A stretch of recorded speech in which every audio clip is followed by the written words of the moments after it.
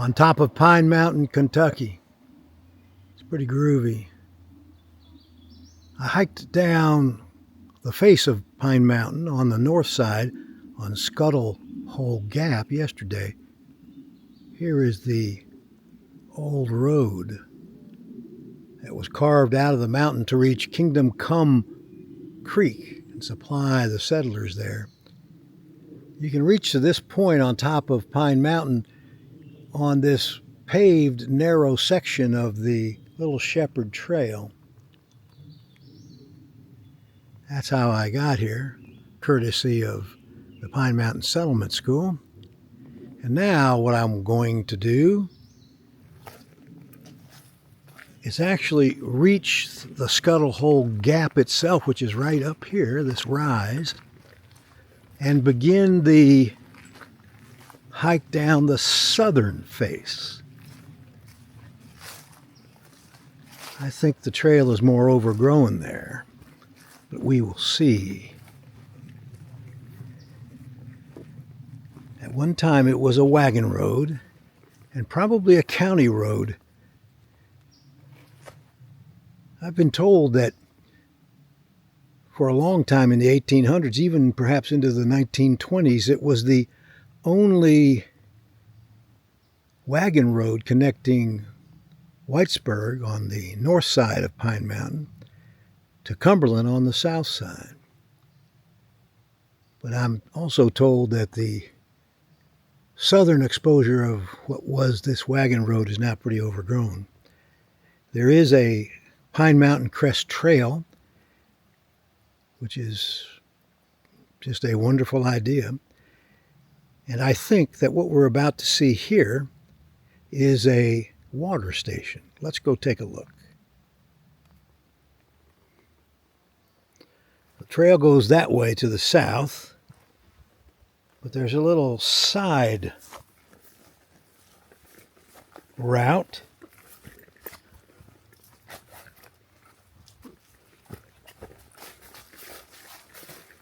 indicating that there's water. So let's take a look down through this copse of rhododendron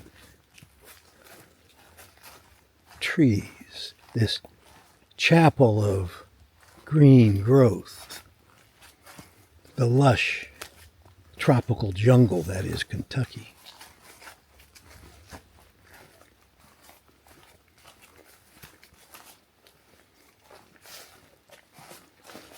Sure enough,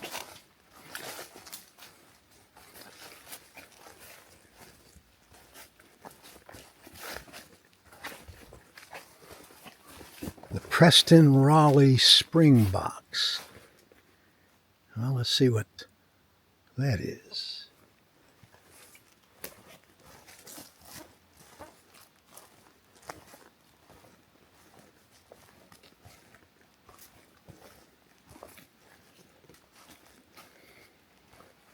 Well, there's the creek bed that comes from the spring, and that's the spring itself. The water's very clear, very pure, I would think, up here. Of course, you always have to treat your water when you're out in the wild, not only from human contamination, of which I would expect none here, but animal contamination and the parasites that can be associated, especially Giardia. And having hiked Philmont 3 times with my Boy Scout troop, I can tell you Giardia is no fun. So we are very careful to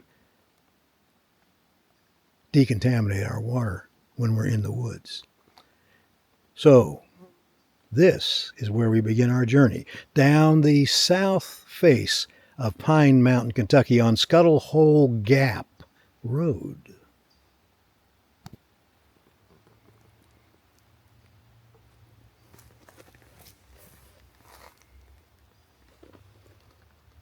The spring, and back up we go.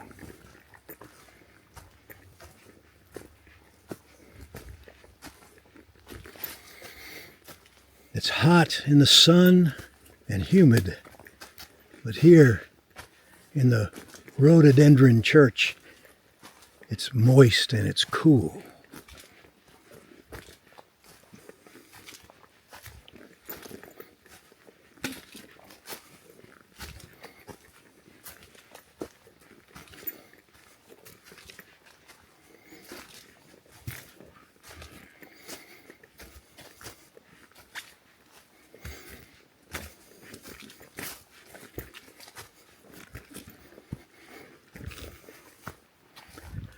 Scuttle Hole Gap,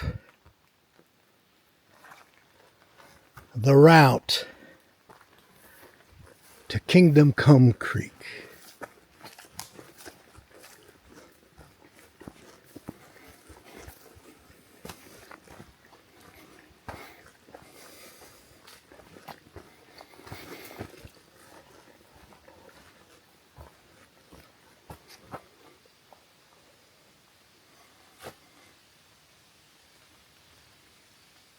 Let's go hiking.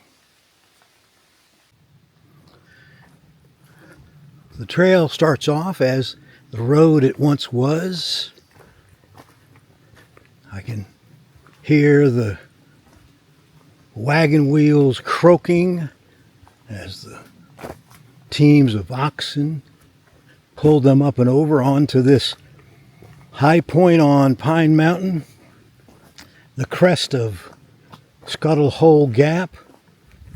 It must have been refreshing to walk on level ground like this for a ways. I think the steepest part of the climb over Pine Mountain was coming up the north face, which we did yesterday. And now, I won't say a leisurely climb down, but perhaps one with less elevational change in such a short distance. But as you can see, this stretch is just lovely. Idyllic. Almost like a path in an English garden.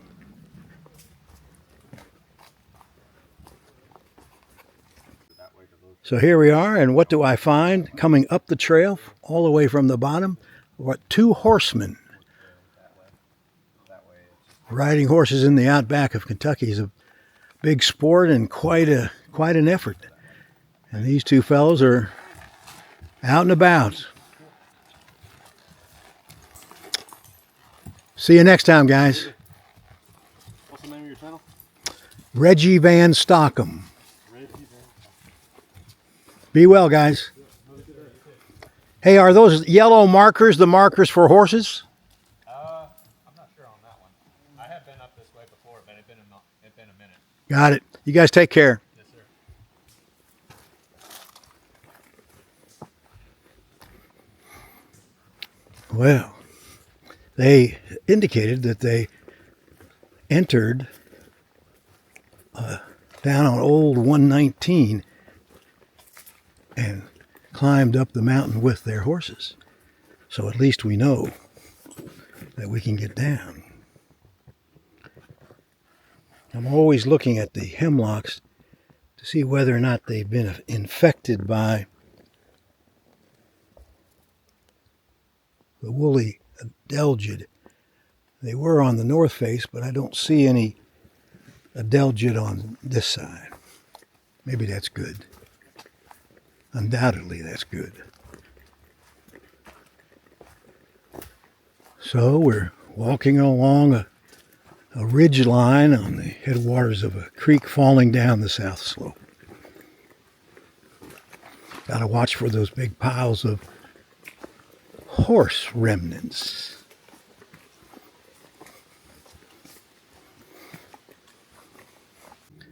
On the north-facing slope, the road is still open, at least to all-terrain vehicles. But here on the south slope,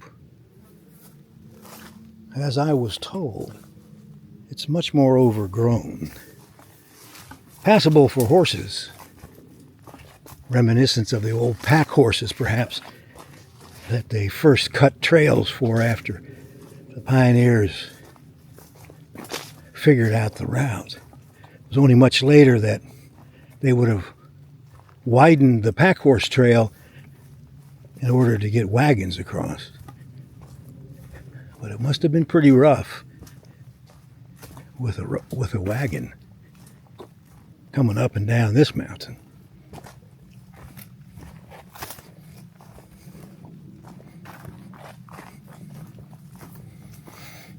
It's interesting to see so many tulip poplars popping up like weeds in the center of this old road.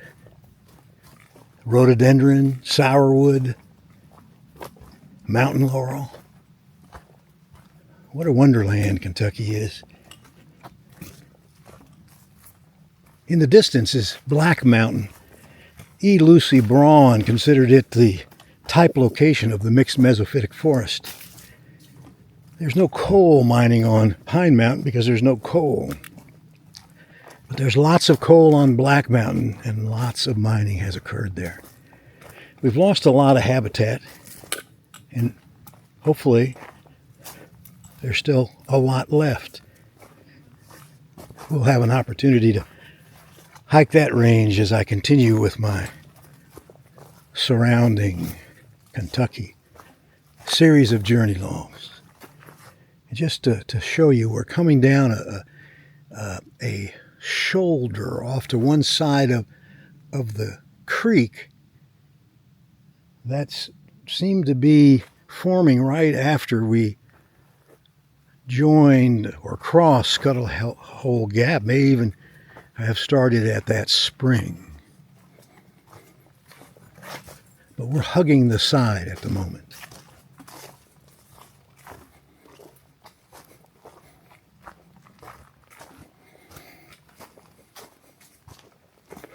It looks like it's more exposed on this side, not as covered by forest canopy.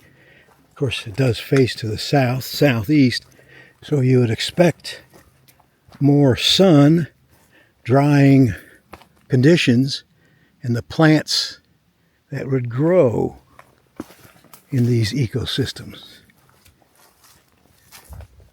It's very pretty. But we're certainly not dropping at much of a rate in elevation. So it's pretty easy going, pretty easy hiking. Let's see what the trail brings us up front. Now it looks like we begin our descent. And as you can see, doesn't look like there's any ATV traffic here, and perhaps a little human traffic. We do know the horses come up here, but I don't see a lot of evidence of even that. But we begin our descent. As we came across Scuttle Hole Gap to the southeast, we turned to the left, and the trail climbed along the side of that ridge. But now it is stepping down that ridge. And I think we will probably travel a series of successfully lowered terraces. On the north face of Pine Mountain, there was a sheer break with the underlying bedrock as the continent of Africa slammed into that continental plate of North America. And the tear was violent and clean, and the mountain thrust up over millions of years with a sheer face. So a lot of the bedrock layers that are buried deep beneath us here are exposed on the north face. But this Pineville uplift, or Pine Mountain uplift, has a sway back towards the south, and we're back on strata that are more uniform, even if they are also eroding and showing some of their underlying strata. They do so at a much more gentle angle. So on the south side of Pine Mountain, the landforms are quite different, as are the culture. and the mineral resources. We continue on. We can see the sky in the distance.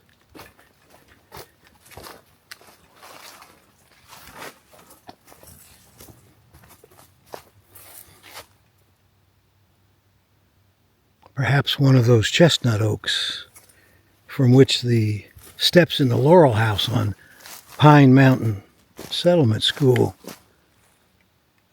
were carved.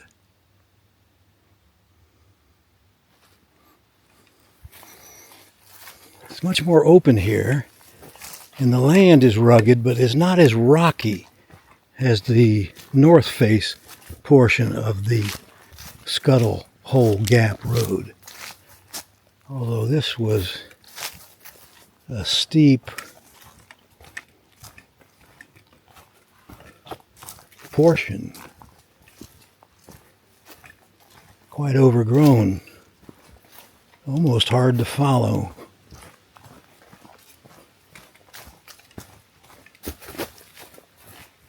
But not as rocky.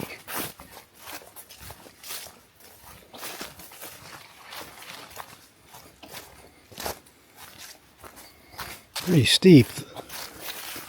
It would be a pull coming up and a brake job coming down with your wagon.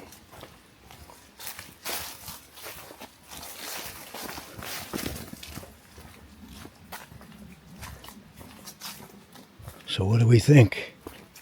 200 years of use from the first footpath cut by the pioneers who came through. First ones to climb up to what they would call Scuttle Hole Gap. It's thought that there might have even been a buffalo road here, or a Native American trail. And certainly if there were a buffalo crossing here, they would have been followed by Native Americans. And perhaps much farther back before the buffalo, because the buffalo were rather recent entrants into Kentucky, seeking mineral waters and salt springs. Perhaps these trails that were cut by animals were cut by the large Pleistocene megafauna and the dire wolves hunting them. They would have sought those medicinal waters themselves. All organisms need salt. Of course, you would know that if you watched any of the original Star Trek episodes on television in 1967 or thereabouts. So this is the roughest section so far on the road coming down from Scuttle Hole Gap. But it now evens out, and we shall continue on as it moves on top of what seems to be perhaps a peninsula jutting out from the side of the slope. Down again we go. I figure we're about halfway down the mountain.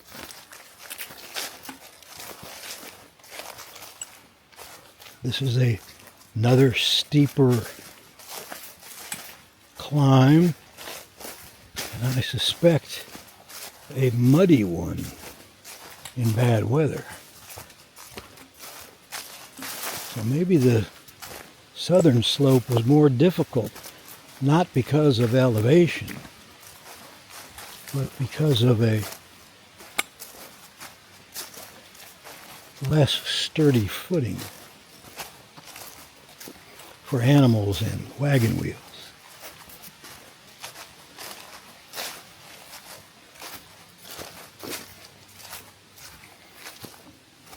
This one opens up to a beautiful forest. Different from the one we just came through. We have rhododendron here on the right and mountain laurel on the left.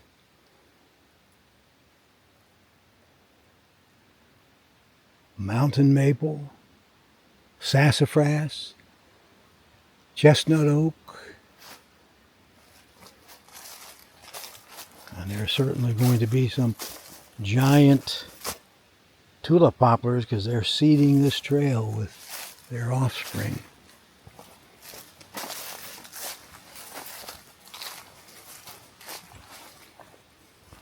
The horses I saw who came up would have to have been careful.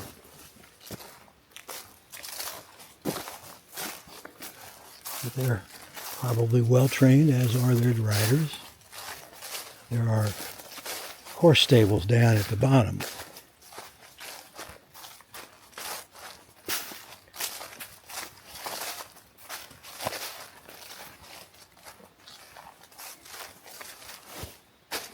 Yes, and our magnolias. These would be, I believe, not the umbrella magnolias, although they are whirled in that way. They seem to have little earlobes. Is it possible that Fraserii, Magnolia Fraserii are here? We'll see. You have to look at my books. I used to know. I'm glad to become reacquainted with that knowledge.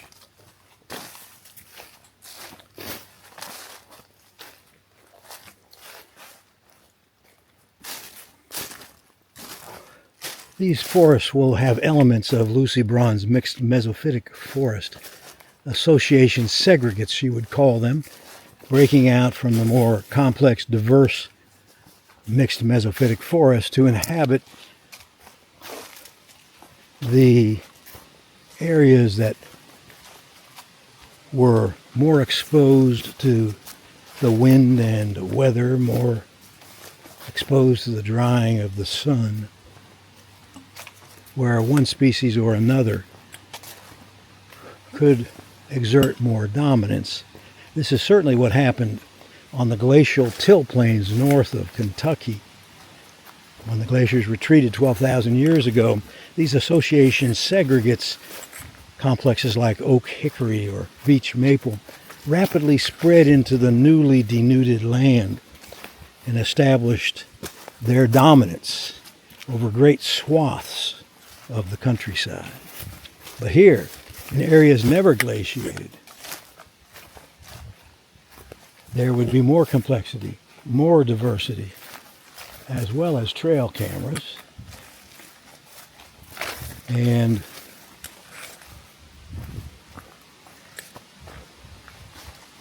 greater biodiversity in the communities. So these areas on Pine Mountain, Black Mountain, Cumberland Mountain, they're treasure chests of what we inherited. Look at this, a hanging valley. I could see our Native Americans, our early pioneers, our settlers, our pack horse men, and even the wagon trains pulled over the mountain, stopping here perhaps to camping out, or at least a rest. Look how beautiful it is in here. Look how beautiful.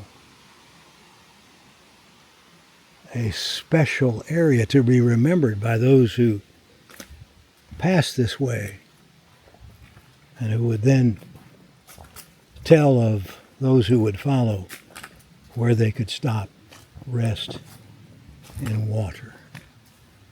So let's continue on. I just passed a campsite with a fire pit in one of these little hanging valleys. You can see that the road's not maintained. I guess the horses step over these branches and the log that I just did. And we're coming out into that exposed southern face beyond which lies Black Mountain.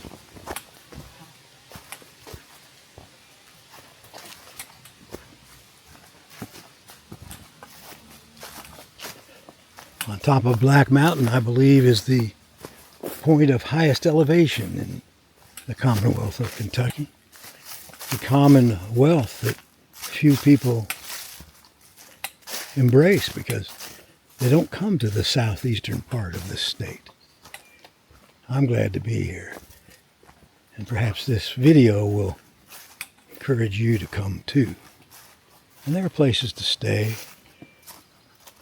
The premier location, if you have a reason to be there, is the Pine Mountain Settlement School. Yep, we're another one of these finger extensions of a ridge. Black Mountain in the background. And we're starting to drop at a greater pace.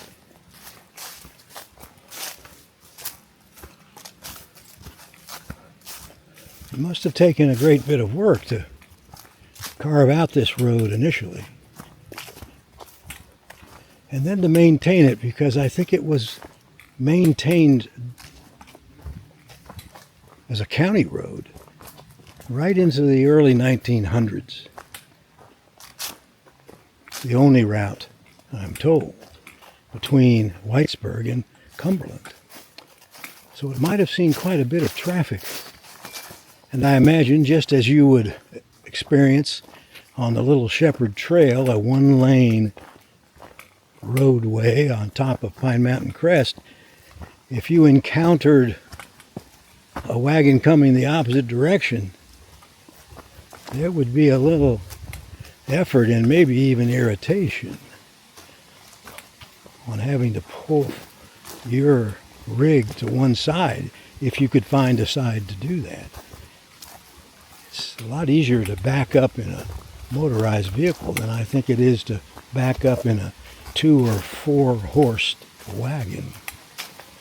But that's what would happen. I wonder if that's when the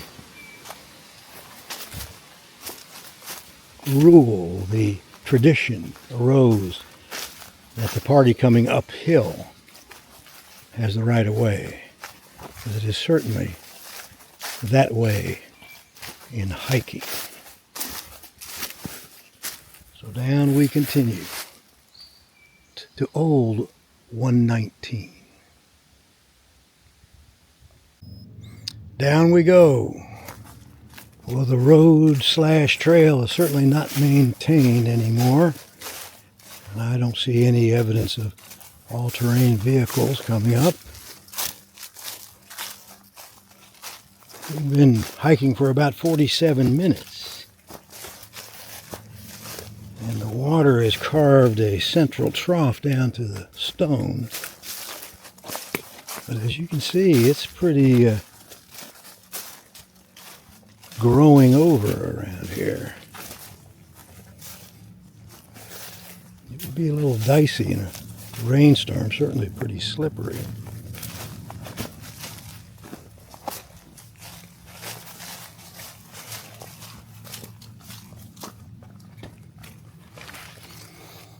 Nothing like having a staff or a cane to give you that third point of contact with the ground as you move down with the water and the road, with the buffalo, maybe even with the dire wolves. When you travel these ancient pathways, you travel through history and other than that ever-moving dimension of time. You really are walking with those who came before you. Life forms somehow supported by that time-keeping motion and driven by ceaseless evolving changes into creatures that want to move forward, who want to see what's beyond. And so do I. And so I hike. And this is certainly an interesting journey. I have water, and perhaps I should stop, but I'm interested to see how long it takes for a non-stop hike down this now exceptionally rugged road. My, water must really fly down this thing. Let's put up the camera and negotiate the remaining distance down. The road's only a trail now, overgrown and cut down so deep by the running waters. I wonder how many years ago the last wagon or automobile traveled over this route. No more.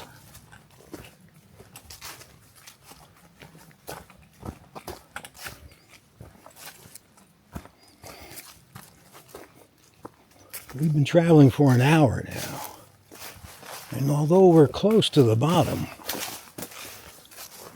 there's still quite a ways to go. So I would recommend that you bring water and some food. Take a stop about 40 minutes in, relax.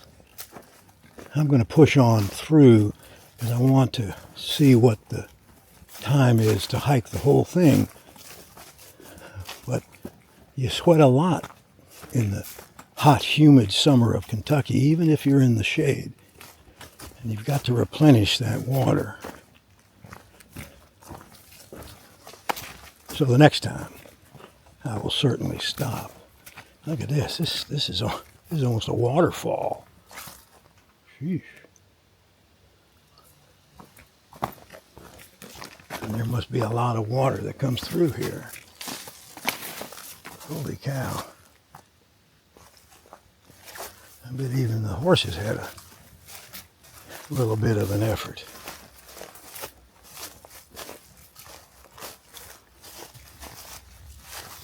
Got to get down in this gully, which is very slippery, quite steep. 1 foot in the wash, 1 foot in the bank. And then we've negotiated that.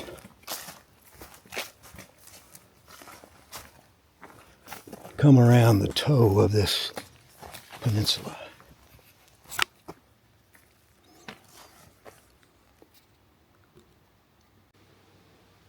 It's becoming rather dicey here.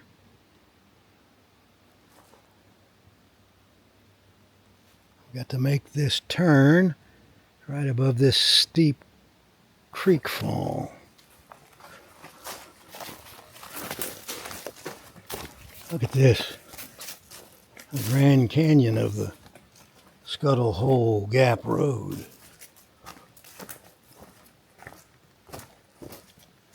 Huh. I do believe the horses had to be particular in their progress, or their riders might have found themselves airborne and toppling down that steep bank with the creek waters. This is really quite something here. Not easy hiking at all. Very steep bank on the left. You don't want to fall.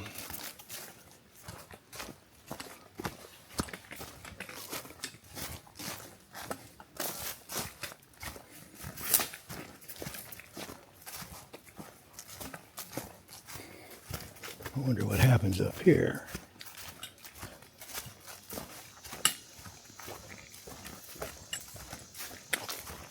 Leveling out so I can walk in the middle.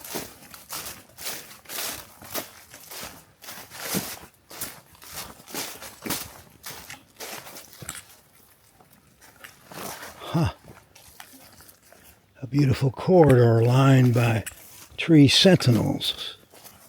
This is a beautiful hike. Plenty of good exercise. Going downhill is harder in many ways than going up. Look at that. Look at that. This is where you would expect to find hobbits hiking along with their hairy big feet. We'll find the next best thing if we're not careful. And those are the bears. There are lots of them here. In fact, Harlan County now advertises itself as bear country. And Charles, who lives at the bottom of this mountain, says he routinely sees bears which weigh somewhere between 500 and 650 pounds just hanging around his house. And the thing with bears, they climb trees. So if you had to escape from them, you couldn't climb a tree, like I did once in 1968 to escape a grizzly bear, because they don't climb. They just run 50 miles an hour through broken woods. Black bears are not that fast, and when you look up your precautions with black bears, you're told to make yourself larger, don't back off, and if you're attacked, try to fight back with the face and nose of the bear.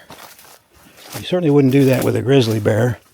And with a grizzly bear, up in Glacier National Monument, you're supposed to curl up on the ground, put your hands behind your neck, and try not to scream when the bear takes a piece out of your back. Well, I hope I don't see any bears. The road now comes up along a fence row. So someone has put a pretty serious fence on the edge of this road. I mean, that's a really serious fence. It's pretty steep down there. I don't think it was done for precaution because it's steep elsewhere.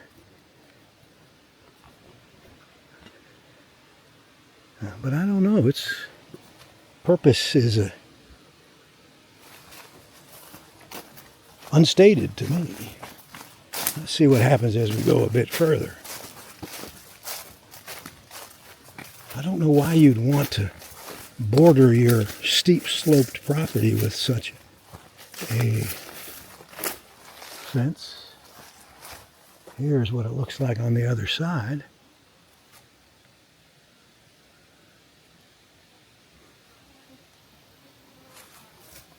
Maybe it was for safety. Maybe it's that old. It's very steep on the other side.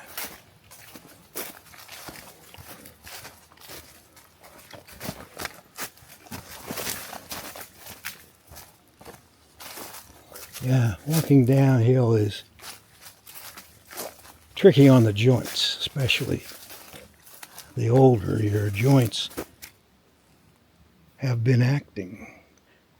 Let's go a bit further and conclude this hike. The fence now is gone, turning straight downstream. But here there are posts and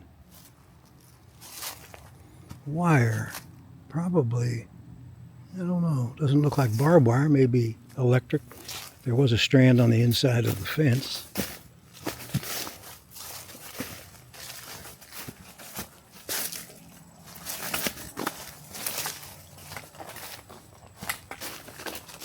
We're nearing the bottom.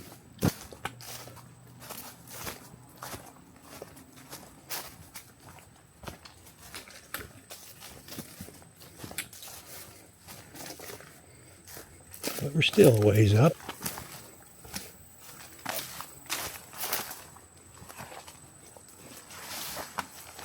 Our two lines of wire follow us forward. And now we break into the open because there are power lines. Well, now we can see Big Black Mountain.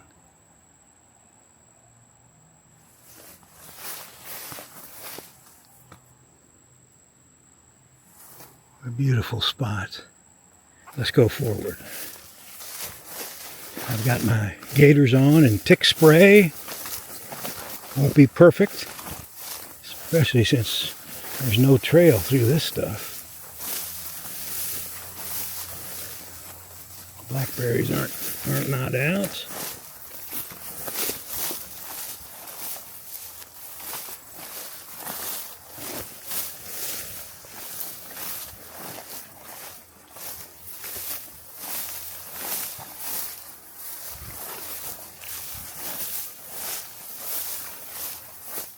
Yeah, this is all quite interesting, and there are certainly no vehicles, ATV or otherwise, coming up this route. I guess this is the horse trail, assuming that I'm still on the old road. We should know when I get through this clearing.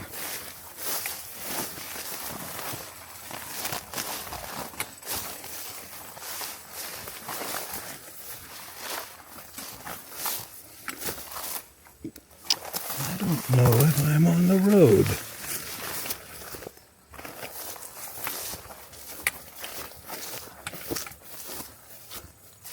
I'm on the power line. I'm going to have to stop and look.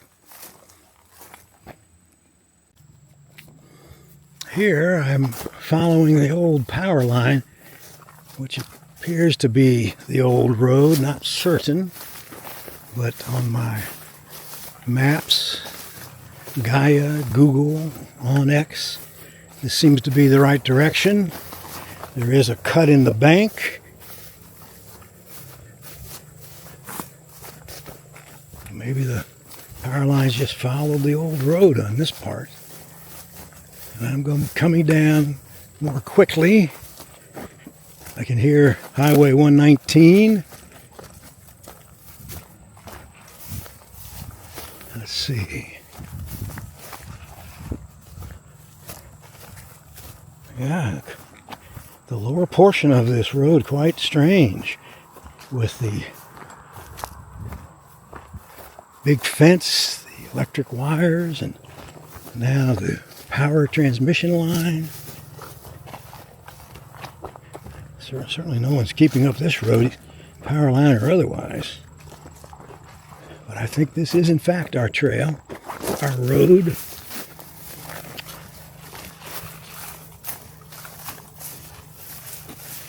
And we continue on the path of the earliest settlers on the other side of Pine Mountain, Kingdom Come Creek. Here we are. This is it. This is where the road comes out. And so after coming down the south side of Pine Mountain,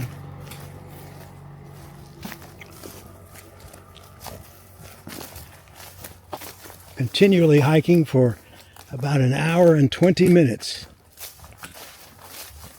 you will arrive at the bottom. And you could make your way to Cumberland to pick up supplies, to sell your wares.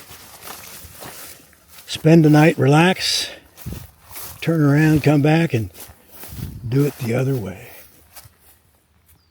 Here's what you see. Sekinawa Village. I think that's where the horses came from, although I don't know. This is Highway 119, the original road. They now have a speedier one just to my left.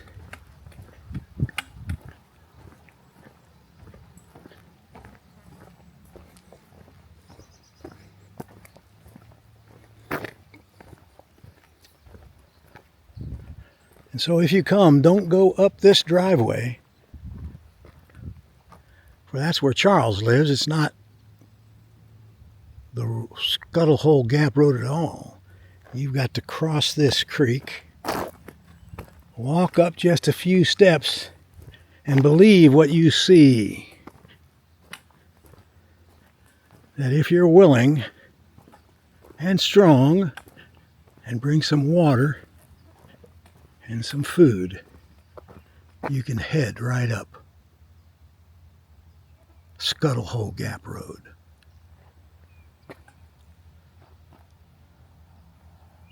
Black Mountain.